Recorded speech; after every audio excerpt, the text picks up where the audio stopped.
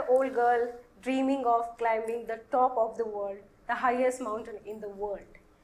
All focused, just 800 meters left, and she is going to scale the next day.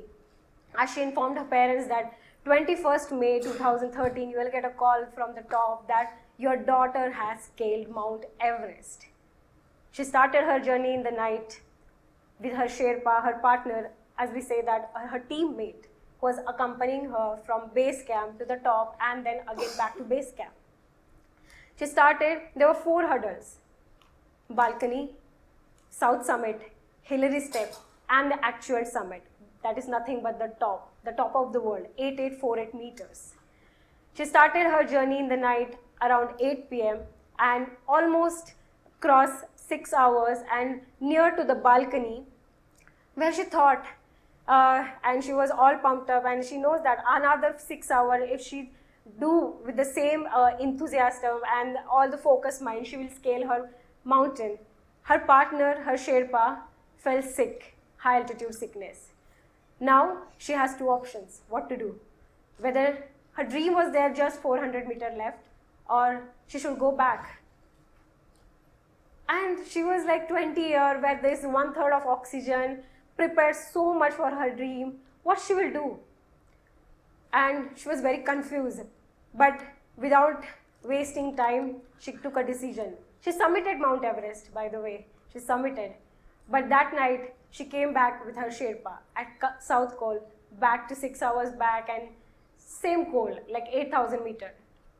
She was happy that she saved someone's life, but with that, she was disheartened because she prepared so much to climb this top of the world. And she told her parents that 21st, your daughter is going to call you. And what? She can see, but there was one hope. One hope was her leader, Colonel Rana. My whole team submitted on 21st May 2013. My team came back and like, Priyanka, why didn't you come? Because you're the strongest one. I was like, this thing happened. I told the same thing with Colonel Rana. And Colonel Rana asked me, tu kar sakti hai? Just one question. Like, I was thinking whether it is a question or he's telling me that tu kar sakti hai. Because my dad always say that you can do it. Whatever happens, you can do it. And I was like, I want to do it. I just need one opportunity. I just need one chance because I can see I can do it. Like this 800 meter, I really want to give a one attempt to go and stand on the top of the world. I got the opportunity. That day, I got the opportunity. That girl, she's still focused and she's like, yes, I will do it. She started again her journey going towards the top of the world. She reached again on the balcony. Balcony is a very beautiful view. From the right side, you can see the Tibet, and the left side, there is Nepal. And she was standing there where she left her dream one day back. She started her journey, then she reached South Summit. And she was getting excited. She was nervous, but she knows she's going to make it. On each step, she was telling herself that, yes, I have to do it. Each step, she's convincing herself because it's physical fitness you need it, but more than that, you need a mental fitness. Each step, she was telling herself. She crossed this legendary Hillary step. There was a traffic. As we know that Bangalore is known for the traffic, but there is also a traffic, which was on a Hillary step. One climber should go at a time. We cannot go and we cannot even ask them, shall I go? Because there is no path to go. And after climbing this Hillary step, after about 1 hour, when she was telling herself that let's go, and she saw some flag surface. There was a lot of flags over there, and there was a Buddhist flag, and she turned back and asked her Sherpa, is this the one? And he showed his 2 thumbs up and was like, yes, this is the one. She went back and she's like, thank you, because I know my Sherpa, we sent him back, but you agree for that you will come with me.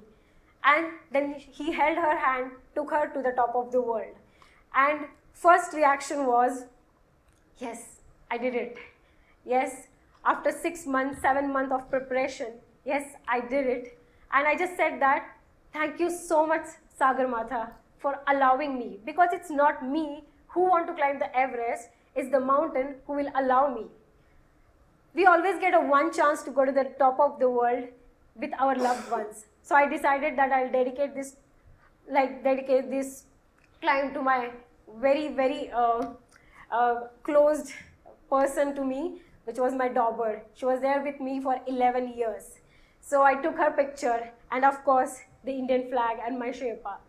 We were there, the journey happened, came back, and that girl was just thinking, like, what I got it from here. So many things she learned at the age of 20.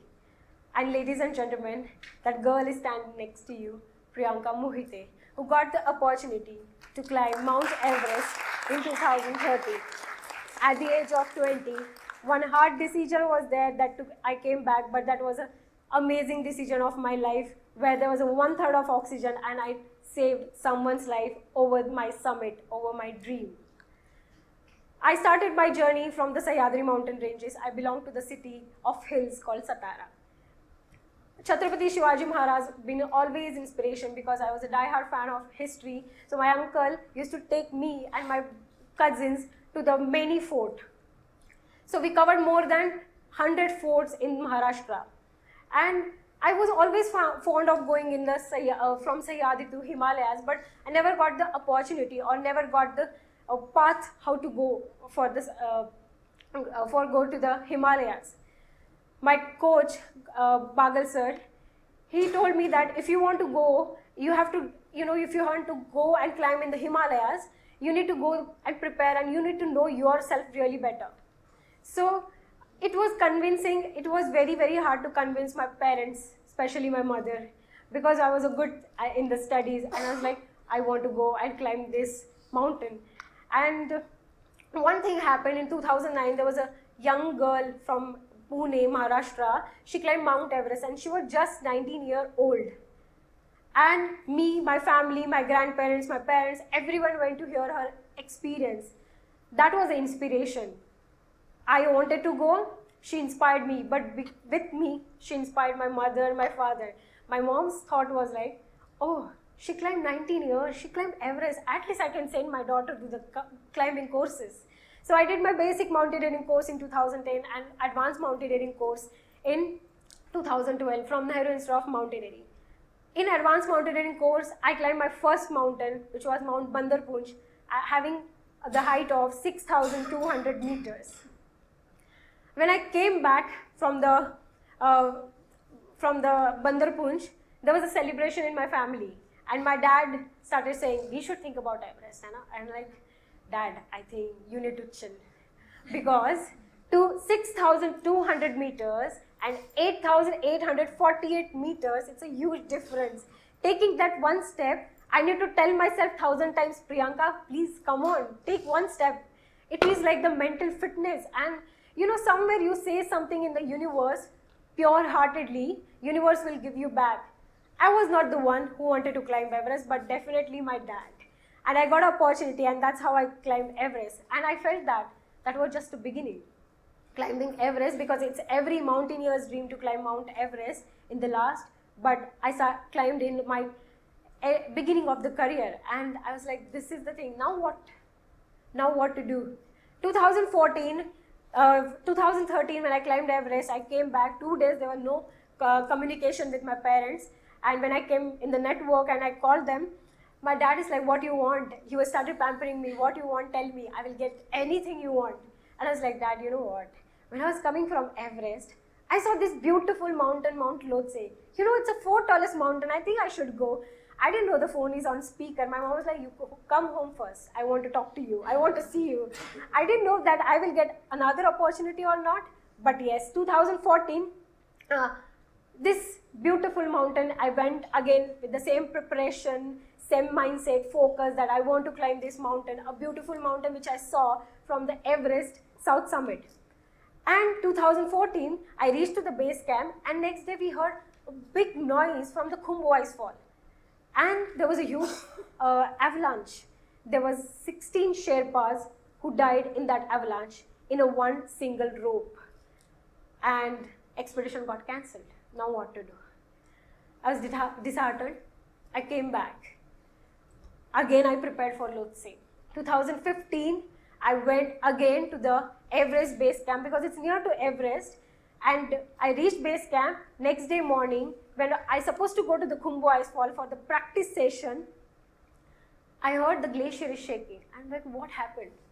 2015, there was a huge earthquake which happened in Nepal. It was 7.8, and on the base camp, there were more than 20 climbers died because there was a huge avalanche hit to the base camp. Now what to do? I again practice. I came so far, 2 years back to back. I'm climbing. I'm reaching base camp next day. Something is happening. I felt it. It was like definitely I prepared so much, but that mental trauma of earthquake hit me so hard. It took me 3 months to get out from this trauma. I came back, and you know what? Our very favorite relatives started saying to my parents, like, 2 times I think some God's call, I think. 3rd time she should not go to the mountains. What if something happened? We should think. And my mom took it a little serious, but my dad is like, no, I think you should go and climb some mountain, then only you will feel confident. 2015, I went to the Himachal Pradesh and climbed a technical mountain. Height is 6,400 meters, but I climbed that mountain, but I felt really, really good. And that's how I started climbing. I thought Lhotse doesn't want me to climb. So I climbed Kilimanjaro, then Elbrus, and then 2018, where I felt that, oh, this beautiful mountain, 4 years, not able to sleep. I'm preparing hard to go and reach on the top and really come back safely. And I was like, I think this is the year. I think I should again go and climb this beautiful mountain. Again, I went to the base camp. There was a small fear in my heart that is, what if I get up next day, something happened? Then I think this will be my last climb. I don't think so. I should attempt this Lhotse again. And I went next day morning. Luckily, nothing happened. So again the same journey, Khumbu Ice Wall, reaching Camp 1, Camp 2, Camp 3, Camp 4 and the Lhotse top. This is a very dangerous part of Everest Lhotse expedition, which is called as a Khumbu Ice Wall. So we always try to climb in the midnight because the weather condition, the ice stability is really very stable. So we used to cross these ladders, and I reached Camp 1, I did my acclimatization rotation, Camp 2, and I was feeling very happy because that year I felt that yes, mountain also want me. Mountain is also allowing me to climb this. So I was very focused climbing, and finally after climbing this, one of the technical part, because Lhotse is like 10 times technical than Mount Everest. So after crossing this couloir, the identification of the Lhotse summit is nothing but there is a one hanging dead body near the summit. So my one of the friend who climbed that mountain, he told me, you will get to know when you are near the top. And I was like, why? Because there is a huge dead body, because it's very difficult about climbing itself. It's very difficult about 8,000 meters because oxygen percentage is very low, and taking someone's dead body from that altitude to the down, it's very, very difficult task.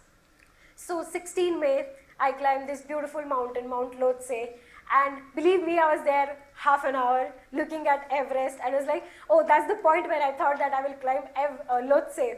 And I was just crying that half an hour, and I was feeling amazing because those 4 years where it was somewhere in my mind that yes, I should go and I should climb this mountain. After this, I just said that it's just a beginning, because from Everest I saw Lhotse. I came back and my mom and my dad asked me, which mountain you saw now? And I was like, this is Makalu. It's a 5th tallest mountain and just 25 kilometers away from the Everest and Lhotse Valley. So 2019, I climbed this beautiful mountain, Mount Makalu. Makalu was a very, very challenging and technical mountain. I became the first Indian woman to climb this beautiful mountain, Makalu. Yeah. Thank you. And when I came back from Makalu, 2020, everyone knows we were all in the COVID pandemic, and then I wanted to climb Kanchenjunga and Annapurna. Annapurna is the 10th highest mountain, but one of the deadliest mountain because the success rate is just 33%. And there were very few, before me, there were very few Indian climbers who have attempted this mountain, 1 or 2 who have successfully climbed this mountain. So Annapurna, climbing Annapurna was a big dream for me. I climbed this mountain, and again I became the first Indian woman to climb this beautiful Annapurna. When I climbed Annapurna, I came back, and this time was question from my mom, is like, which mountain you saw? And me and dad is looking at her like, are you serious? And she's like, I will tell you which mountain should call. She only said, and I was like, tell me, I was like, you're climbing all the mountains. Kanchenjunga is our highest mountain, India's highest mountain. Don't you think so you should climb that mountain? I was like, yeah, we're planning that only. So 2022, I climbed this mountain called Kanchenjunga. So Kanchenjunga is the third highest mountain, but India's highest mountain, very, very technically, 8,685 meters, near to more the height than the Lhotse. And yes, finally, after a summit push of more than 29 hours, so I started this journey around 8 p.m. in the night. Next day, afternoon 4 p.m., we were on the top of the Kanchenjunga, and then 6 to 7 hours to come down to the Camp 4. So we climbed this beautiful mountain, and after that, now everything is like every year one climbing, because as maintaining the passion and the profession, it's very difficult sometimes to manage these things, but yes, but still to continue with the passion, it's really, really important to maintain both the things. So this year, what next? Like each year one climb. So I'm going to climb this Dhaulagiri, which is the 7th tallest mountain in the world. And with that, from last 2 to 3 years, I started taking people around, with me to the mountains, because the mountains, every mountain taught me something, and like the life lessons. From Everest, I got to know the partnership, the team spirit, and of course, if you have focus to your dream, you can climb any mountain.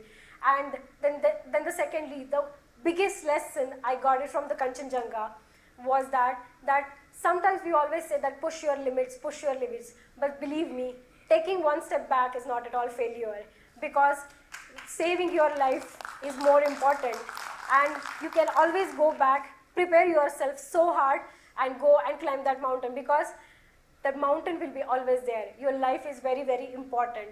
With that, I really want to say that I always believe that summit or reaching to the top is just a halfway.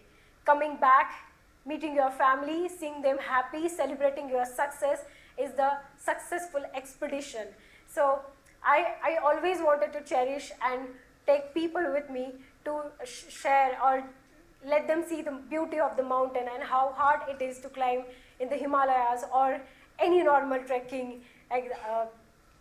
So this was my journey so far with 8,000 meter, and soon the 6th one is coming up. Thank you so much for having me. Thank you.